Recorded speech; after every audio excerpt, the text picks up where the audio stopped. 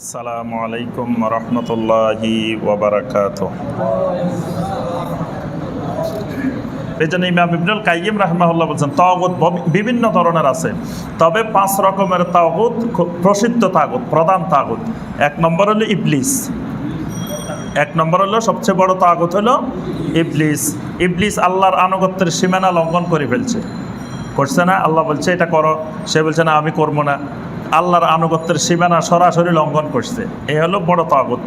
2 নম্বর তাগুত, মানুষ যার ইবাদত করে কিন্তু সে খুশি, মানে মানুষ তার ইবাদত করতেছে সে কিন্তু খুশি, মানুষ তাকে আসি সেজদা করে।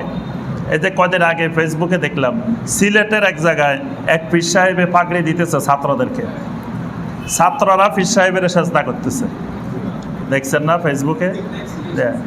তারাই আবার দেখা যায় এখন ওই বলে যে না সিলেট তো শিরকের শহর না, সিলেট না শিরকের শহর, শিরকের মার্কাজ বলছে কোনো একজন ভাই, এটা নাকি বিশাল খারাপ কাজ করে ফেলছে। তো ওই পীর সাহেবের ছাত্ররা পীর সাহেবের পাগড়ি দিতেছে, পীর সাহেবের সাজদা করতেছে, পীর সাহেব খুশি, কোনো বাধা বিপত্তি দিতেছে না। ওই পীর সাহেবের নাম তাগুত। এই পীর সাহেবের নাম কি? তাগুত। অর্থাৎ যাকে ইবাদত করা হচ্ছে, সেজদা ইবাদত, তাকে ইবাদত করতেছে, সে মহা খুশি। কিন্তু শাহজালাল রহমতুল্লাহ আলাইহি তাগুত না, তাকে সাজদা করা হচ্ছে কিন্তু তিনি তাগুত না, কারণ তিনি জীবিত থাকলে তিনি এই সাজদাকারীদের বিরুদ্ধে জিহাদ করতেন। কি বলেন? উনি জীবিত থাকলে সিলেট থেকে এই সাজদাকারীদেরকে উৎখাত করতেন, কিন্তু উনি এখন মারা গেছেন, ওনাকে যদি যে মানুষ সাজদা করে ওনার তো কিছু করার নাই। এজন্য শর্তটা হলো মান উবিদা মিন দুনিল্লাহ ওয়া হুয়া রাদিন, যাকে ইবাদত করা হচ্ছে উনি যদি রাজি থাকে, খুশি থাকে, তখন সে তাগুত হয়। কিন্তু উনি খুশি না, কিন্তু তারপরেও মানুষ ওনার ইবাদত করতেছে, উনি তাগুত না। তাহলে 2 নম্বর তাগুত যার ইবাদত করা হয় কিন্তু সেই ইবাদতে সন্তুষ্ট থাকে। আমি এক জায়গায় দেখছি, নিজে স্বচক্ষে দেখে এসেছি, এক পীর সাহেব এইভাবে বসতেন, এইভাবে পা মেলি বসতেন, পা রাখার জন্য একটা বড় স্টেজ আছে, জায়গা আছে, ওখানে ওনার পা থাকে, আর মুরিদরা এসে এসে এখানে সেজদা দেয়, তারপরে পা ধরে ধরে চুমা খায়। তাগুত, এলো কি তাগুত। এইরকম বাংলাদেশে অসংখ্য তাগুত আছে, তারা মহা খুশি, সেজদা করলে এত খুশি। তাহলে এদের নাম হলো কোরআন হাদিসের ভাষায় কি? আর মানুষ মনে করে আল্লাহর ওলি, মানুষ মনে করে কি আল্লাহর ওলি, অথচ এদেরকে কোরআন হাদিসের ভাষায় বলা হয় তাগুত। 3 নম্বর, মান দাআন নাস ইলা ইবাদাতি নাফসিহি, যেই লোক মানুষকে তার ইবাদতের দিকে আহ্বান করে, মানে নিজে ইবাদত বানায় আবার মানুষকে বলে যে আপনারা সবাই এই ইবাদত করেন, আমার বানানো যে ইবাদতটা এটা শর্টকাট আল্লাহকে পাওয়ার তরিকা। আমি এমন একটা ইবাদত বানাই দিছি, আপনি এই ইবাদত 5 দিন আমল করলে আল্লাহ রসুলের স্বপ্নে দেখে ফেলবেন। আল্লাহ রসুল এই আমল দিয়ে যান নাই, আল্লাহ রসুল কোনো হাদিসে বলেন নাই যে 5 দিন এই আমল করলে আমার স্বপ্নে দেখবে, এরকম কোনো হাদিস আল্লাহ রসুল বলছে। কিন্তু আরেকজন আসে আপনারা বানাই দিল, আপনি 5 দিন এই কাজ করবেন, আল্লাহ রসুলের স্বপ্নে দেখবেন। এই লোক তাগুত। এই লোকে নিজে ইবাদত বানায় আবার মানুষের আহ্বান করতেছে, বলে যে শুনেন রাসূল সাল্লাল্লাহু আলাইহি ওয়াসাল্লামের যে তরিকা, এই তরিকায় আল্লাহরে পাওয়া অনেক কঠিন, নাউজুবিল্লাহ। এই জন্য আমি একটা তরিকা বানাই দিচ্ছি, এটা একবারে শর্টকাটে আল্লাহরে পাই যাবেন। কি বলেন? আল্লাহকে পাওয়ার জন্য রাসূল সাল্লাল্লাহু আলাইহি ওয়াসাল্লামের তরিকাই কিয়ামত পর্যন্ত একমাত্র তরিকা। কিন্তু একজন আসি বললো যে না, এই তরিকা আসলে এত জিকির, আপনি কয়টা করবেন, আসেন আমি একটা শর্টকাট করি, আপনার একটা সিলেবাস বানাই দিই, একটা তরিকা বানাই দিই, এই তরিকা করলে আপনি সরাসরি সহজে আল্লাহরে পাই যাবেন। তাহলে এই লোকের নাম কি? তাগুত। এই লোক মান দাআন নাস ইলা ইবাদাতি নাফসিহি, এটা ইমাম ইবনুল কাইয়িম রাহিমাহুল্লাহ বিস্তারিত ব্যাখ্যা করছেন এই সকল তাগুতের। তারপরে আরেকটা তাগুত হলো মান ইদ্দা ইলমাল গায়েব, এলমে গায়েবের যে দাবি করে নিজেকে, বলে যে আমার কাছে এলমে গায়েব আছে, আমি আপনার ভিতরে কি আছে বলে দিতে পারি, তার অর্থ হলো আমি তাগুত।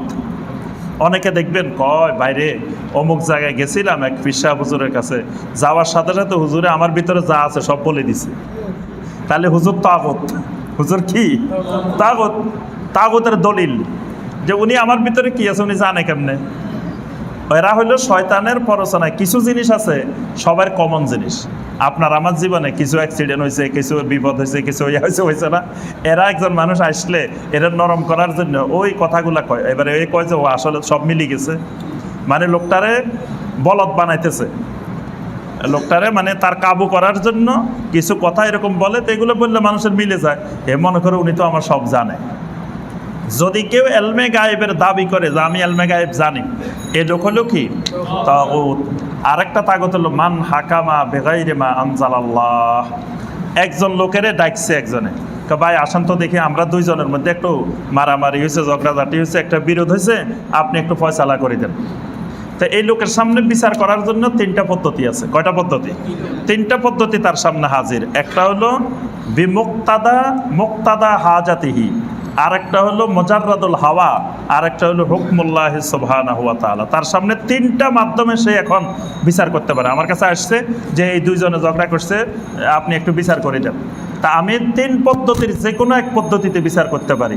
আমি বিচারটা করতে পারি সমাজের চাহিদা অনুযায়ী। এক নম্বরে করতে পারি কিভাবে? সমাজের চাহিদা অনুযায়ী। সমাজের লোকেরা চায় বিচারটা এমনি হোক, এমনি হইলে সবাই খুশি। সমাজের লোকেরা সমাজের চাহিদার আলোকে, সময়ের চাহিদার আলোকে, যে এই লোকের পক্ষে রায়টা হইলে এখানে সুবিধা হবে, এই লোকের শায়েস্তা করা দরকার, এজন্য এই লোকের ন্যায় হলেও আমি এখানে অন্যায় রায় দিয়ে এর যেটা অন্যায় এটার ন্যায় দিতে হবে। এটা সমাজের চাহিদা, আপনাদের বাকিদের চাহিদা। বাকিরা উনারা দেখতে পারে না, উনারা খুব পছন্দ করে। তা আমি যদি উনার পক্ষে রায়টা দিই তো বাকিরা সবাই খুশি হবে। এই বাকিদেরকে খুশি করার জন্য আমি এখানে একটা ফয়সালা দিতে পারি, এটাও একটা বিচার। আরেকটা দিতে পারি বিমুজাররাদিল হাওয়া, মানে আমার খেয়াল খুশি মতো, আমার ইচ্ছা মতো। আমার যেহেতু বিচারক মানছে, তো আমার যেটা ইচ্ছা, আমি তো বিচারক, সে ব্যাপারে আয় দিলাম, এটা একটা। আরেকটা হলো না আলাইসাল্লাহু বিআহকামিল হাকিমিন, আরে আমি তো বিচারক না, আমার উপরে তো আরেক বিচারক বসে আছে, আমার উপরে তো আরেক মহাবিচারক আছে, তিনি আমার বিচার করবেন। সুতরাং আমি দুজনের বিচার করার সময় বিচারটা করতে হবে আমার ওই বিচারক যেই ফয়সালা দিয়েছেন সেই বিচারের আলোকে। যেই লোক আল্লাহ রাব্বুল আলামিনের বিচারিক ক্ষমতাকে অস্বীকার করে, নিজের হাওয়া অনুযায়ী, সমাজের চাহিদা অনুযায়ী ফয়সালা করে, এই লোকের নাম তাগুত। এই লোকের নামও কি? তাগুত। কোরআনে কারিমে আল্লাহ পাক অনেক আয়াত নাজিল করছেন এই ব্যাপারে। তাহলে 5 রকমের তাগুত, এরা হলো প্রধান প্রধান তাগুত। এর বাইরে আরো শত শত তাগুত আছে।